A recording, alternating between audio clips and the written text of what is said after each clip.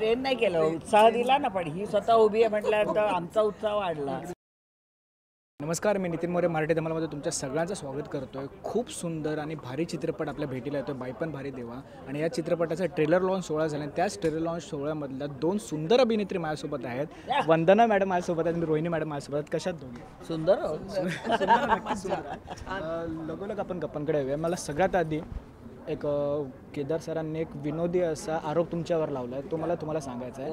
आणि तुम्हाला तो आरोप सिद्ध का ते मला सांगा. त्यांनी असं सांगितलं की या जेव्हा सगळे एकत्र भेटायच्या तेव्हा त्या व्हॅनिटीमध्ये जाऊन बसल्या ना की बाहेर याचं नाव नाही घ्यायचं. कितपत खरा आरोप आहे? अरे खरं रे.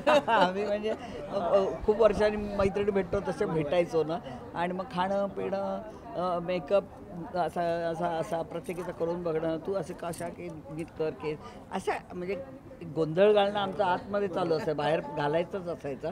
पण केदारला वाट बघायला लावली आम्ही. खरं आहे. नाही, आणि तयार व्हायला आता अशा तयार व्हायला जरा वेळ लागणारच ना.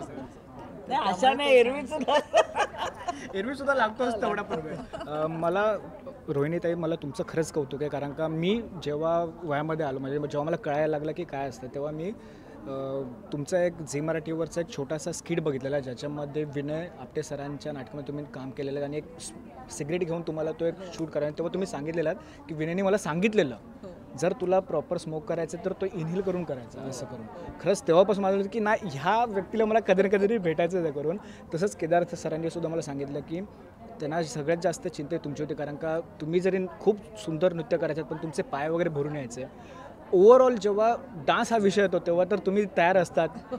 तुम्ही या बाकीच्या पोरींना कसं ट्रेन केलं मला खरंच ऐकायला आवडेल. मी काही ट्रेन केलेलं नाही आहे. नाही ट्रेन नाही केलं, उत्साह दिला ना, पण ही स्वतः उभी आहे म्हटल्यानंतर आमचा उत्साह वाढला. उत्साह तर पण एकमेकांचा उत्साह मी एकमेकींचा वाढवलेला आहे. कारण सुकन्या चांगली डान्स करते, शिल्पा चांगलं नसते, दीपा चांगलं नसते, इवन सुचित्रा पण ही पण नाचते, मीच नाचते. त्यामुळे मी शिकवलं वगैरे असं नाही, पण येस आपण एकमेकींच्या बरोबर काम करतोय म्हटल्यानंतर तो उत्साह एकमेकींना आपण गरज होती ना, सिनेमाची गरज. म्हणजे ते तुम्हाला केलंच पाहिजे, त्यामुळे उभी राहिली. नाही खरंच आम्ही हा चित्रपट जेव्हा बघितला, म्हणजे आपलं जेव्हा म्युझिक लॉन्च झाला त्याच्या दुसऱ्या दिवशी आम्ही चित्रपट बघितला. खूप छोटे छोटे त्याच्यामध्ये बारकावे आहेत. सगळ्यात महत्त्वाचं मला पर्सनली आवडलं ते म्हणजे स्पोर्ट्स संदर्भातलं. कारण का माझी आईसुद्धा आज योगा करते, त्या क्लासमध्ये सुद्धा हे महत्त्वाचं असतं आणि तिलासुद्धा सांगायला किंवा मला बोलायला ते अवघडत होती. पण जेव्हा तिने मला सांगितलं तेव्हा मला बरं वाटलं की नाही, एवढं तू शेअर करतेस. या सगळ्या चित्रपट तुम्ही जेव्हा काम करत होता किंवा हा चित्रपट तुम्ही बघितला, जेव्हा सगळा रंगला, तुमच्या दोघांची एक आवडती मोमेंट कोणती की नाही हे असं माझ्यासोबत सुद्धा झालं किंवा माझ्या आईसोबत किंवा माझ्या सुनेसोबत वगैरे? माझ्या ह्याच्यात जी मुलगी झाली आहे ना, तर तिचं लग्न होतं, म्हणजे लग्न दाखवलेलं नाही, आधीच झालेलं आहे. तर लग्नानंतर मुलगी एका रात्रीत दुसऱ्या कुटुंबाची होऊन जाते, जिला आपण लहानपणापासून वाढवलं, दूध पाजलं, मोठं केलं, तिच्या सगळ्या आकांक्षा इच्छा पूर्ण केल्या आणि ती कोणतरी स्वतःच्या पायावर उभं राहून काहीतरी करते. हे सगळं झाल्यानंतर ती दुसऱ्याची होऊन जाते एका रात्रीत आणि दुसऱ्या कुटुंबाला आपलं करते. तिचं कर्तव्य असतं आणि ते करावं म्हणून आई सांगतच असते, पण ते केल्यानंतर ती दुसऱ्याची झाली म्हटल्यानंतर सासूचं आणि माझ्या मुलीचं नातं बघून मी पॉझिटिव्ह होते की ही दुसऱ्याची झाली म्हणून. तर त्या ज्या मोमेंट्स आहेत ना त्या मला खूप क्लेशदायक, कारण मला पण मुलगी आहे आणि तिचं लग्न झाल्यानंतर ती अशीच एका दिवसात दुसऱ्याची झाली म्हटल्यानंतर मला खूप खूप त्रास झाला. सो तेच मातीच्या चित्रपटाचं आहे. त्यामुळे हे असं एका रात्रीत बदललेलं नातं आणि आई मुलीविषयीचं पजेशन जे आहे ते मला.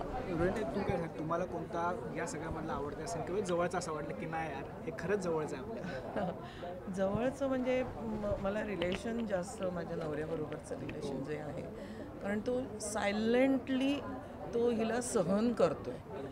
म्हणजे जी कम्प्लिटली शेलमध्ये गेलेली आहे, जी म्हणते की नाही मी काही वेडी नाही आहे वगैरे इथपर्यंत, किंवा मला काय झालं आहे, हां मला काय झालं आहे ते मला माहीत आहे, किंवा अशा ह्याच्यामध्ये आहे ती. आणि त्यावेळेस कम्प्लीट सपोर्ट जो नवऱ्याचा आहे तो शेवटपर्यंत अगदी न बोलता तो सपोर्ट आहे. आणि ते काही मोमेंट्स केदारने फार छान त्याच्यामध्ये आणलेले आहेत. आणि मला ते खूप चांगलं वाटतं आहे की जो सपोर्टिव्ह हजबंड आहे तर तो जयासारखा सपोर्टिव्ह असावा. आणि त्याच्यानंतर कल्बिनेशनमध्ये मी थँक्यू पण म्हणते त्याला, असं काही नाही, पण तरीसुद्धा पण कम्प्लिटली मला ते रिलेशन फार आवडलं आहे. खरंच खूप सुंदर चित्रपट बनला आहे. सरते शेवटी आता प्रेक्षकांना काय सांगाल की त्यांना या चित्रपटामधून काय वेगळं बघायला मिळेल असं? मला असं वाटतं की प्रत्येक बाईला जाणीव होईल की आपल्यामध्ये जे काही आनंदाचे क्षण देणारं आपल्यामध्ये जे गुण असतील किंवा जे आपण जगू शकलो नाही अजून, ते मोमेंट्स आपल्याला जगायला मिळाले तर आपलं आयुष्य बदलून जाईल. फक्त आपण चाकाला काढल्यासारखे करतोय कामं, पण ते त्याच्याशिवाय आपल्याला आनंद देणं काही असेल तर ते जर करायला मिळालं. आणि असे खूप बॉन्डिंगमधले स्तर असतात की जे आपण बोलून दाखवत नाही पण केलेलं असतं. तसे हे क्षण ह्यातले जर टिपता आले की आणि हेवे दावे न करता आनंदाने जगता आलं तर फार जग सुंदर आहे. सुंदर आहे. तुम्ही काय बोलता? मला वाटतं हा चित्रपट पाहून इन्स्पिरेशन मिळालं बाईला की आपण जे करतोय तर आपल्याकडे सुद्धा आपण लक्ष द्यायला पाहिजे.